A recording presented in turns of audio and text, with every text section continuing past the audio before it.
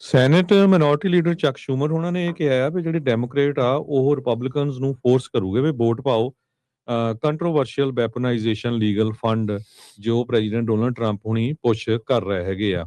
ਇਹ ਜਿਹੜਾ ਫੰਡ ਆ ਇਹ ਕੰਪਨਸੇਸ਼ਨ ਆ ਉਹਨਾਂ ਵਿਕਟਮਸ ਦੇ ਲਈ। ਕਹਿੰਦੇ ਭਈ ਦ ਐਡਮਿਨਿਸਟ੍ਰੇਸ਼ਨ ਕਾਜ਼ ਲਾਫੇਅਰ ਜਿਹੜੇ ਕਿ ਪੋਲੀਟੀਕਲ ਫਲੈਸ਼ ਪੁਆਇੰਟ ਬਣੇ ਕੈਪੀਟਲ ਹਿੱਲ ਤੇ, ਜਦ ਕਿ ਸ਼ਰੇਆਮ ਪਤਾ ਵੀ ਉਹਨਾਂ ਨੇ ਉਸ ਟਾਈਮ ਦੇ ਉੱਤੇ ਅਟੈਕ ਕੀਤਾ ਸੀਗਾ।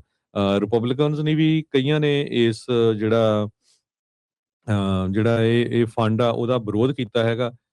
ਤੇ ਡੈਮੋਕ੍ਰੇਟ ਜਿਹੜੇ ਆ ਉਹ ਹੁਣ ਇਹਦੇ ਤੇ ਜਿਹੜਾ ਵੋਟ ਪਾਉਣਾ ਚਾਹੁੰਦੇ ਹੈਗੇ ਆ ਕਿ ਕਿਹੜਾ ਕਾਂਗਰਸਮੈਨ ਇਹਦੇ ਹੱਕ 'ਚ ਆ ਤੇ ਕਿਹੜਾ ਕਾਂਗਰਸਮੈਨ ਅਗੇਂਸਟ ਹੈਗਾ। ਸੈਨੇਟ ਮਿਨੋਰਟੀ ਲੀਡਰ ਚੱਕ ਸ਼ੂਮਰ ਨੇ ਇਹ ਕਿਹਾ ਕਿ ਡੈਮੋਕ੍ਰੇਟ ਫੋਰਸ ਕਰੂਗੇ ਰਿਪਬਲਿਕਨਸ ਨੂੰ ਇਸ controversial weaponization and legal relief fund ਜਿਹਨੂੰ ਕਿ ਪ੍ਰੈਜ਼ੀਡੈਂਟ ਟਰੰਪ ਹੁਣੀ ਪੁਸ਼ ਕਰ ਰਹੇ ਹੈਗੇ ਆ।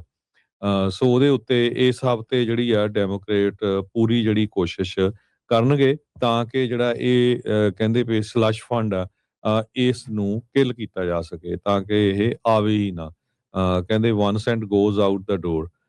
ਸੋ ਸ਼ੂਮਰ ਹੁਣਾਂ ਨੇ ਇਹ ਕਿਹਾ ਵੀ ਜਿਹੜੇ ਵੀ ਸਾਡੇ ਕਲੀਗ ਹੈਗੇ ਆ ਚਾਹੇ ਉਹ ਡੈਮੋਕ੍ਰੇਟ ਆ ਚਾਹੇ ਉਹ ਰਿਪਬਲਿਕਨਸ ਆ ਉਹ ਜ਼ਰੂਰ ਇਸ ਦੇ ਉੱਤੇ ਵੋਟ ਕਰਨਗੇ।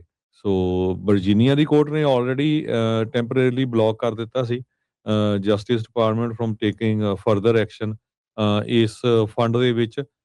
ਪਰ ਰਿਪਬਲਿਕਨਸ ਜੋ ਆ ਉਹ ਹਜੇ ਵੀ ਪੂਰੀ ਕੋਸ਼ਿਸ਼ ਕਰ ਰਹੇ ਆ। ਸੋ ਹੁਣ ਦੇਖਦੇ ਆ ਜੇ ਇਹਦੇ ਤੇ VOTING ਹੁੰਦੀ ਆ ਤੇ ਉਹਦਾ ਰਿਜ਼ਲਟ ਕੀ ਆਉਂਦਾ ਹੈਗਾ।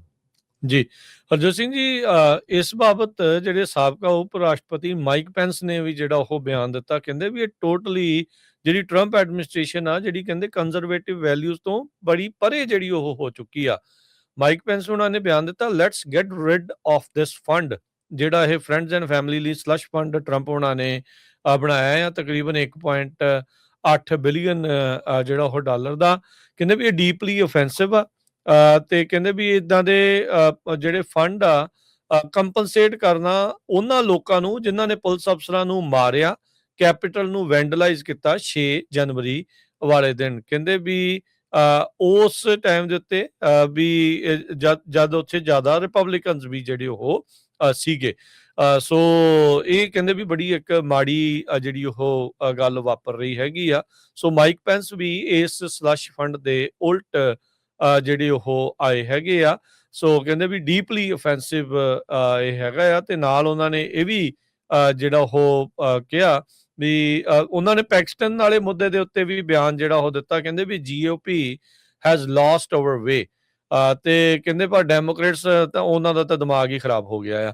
ਸੋ ਜਦੋਂ ਪੈਕਿਸਤਾਨ ਜਿਹੜਾ ਉਹ ਜਿੱਤਿਆ ਸੀ ਉਸ ਦੇ ਬਾਬਤ ਜਿਸ ਦੇ ਜਿਹੜਾ ਕਿ ਕਈ ਫੈਲਨੀਜ਼ ਜਿਸ ਦੇ ਉੱਤੇ ਆਈਆਂ ਆ, ਉਹਨੇ ਇੱਕ ਆਪਣੇ ਸਾਥੀ ਨੂੰ ਮਹਿਜ 3 ਮਹੀਨੇ ਦੀ ਸਜ਼ਾ ਦਿੱਤੀ ਜਿਹੜਾ ਕਿ ਨਾਬਾਲਗ ਦੇ ਨਾਲ ਕੁਕਰਮ ਕਰਦਾ ਜਿਹੜਾ ਹੋ ਰਿਹਾ ਆ। ਸੋ ਉਸ ਰੇਸ ਦੇ ਉੱਤੇ ਵੀ ਬਹੁਤ ਜ਼ਿਆਦਾ ਮਨੀ ਜਿਹੜੀ ਉਹ ਸਪੈਂਡ ਕੀਤੀ ਜਿਹੜੀ ਉਹ ਗਈ ਸੀਗੀ। ਸੋ ਮਾਈਕ ਪੈਂਸ ਇੱਕ ਵਾਰੀ ਫੇਰ ਖੁੱਲ ਕੇ ਟਰੰਪ ਪ੍ਰਸ਼ਾਸਨ ਦੀਆਂ ਇਹਨਾਂ ਕਾਰਵਾਈਆਂ ਦੇ ਉਲਟ ਆਣ ਖੜੇ ਹੈਗੇ ਆ।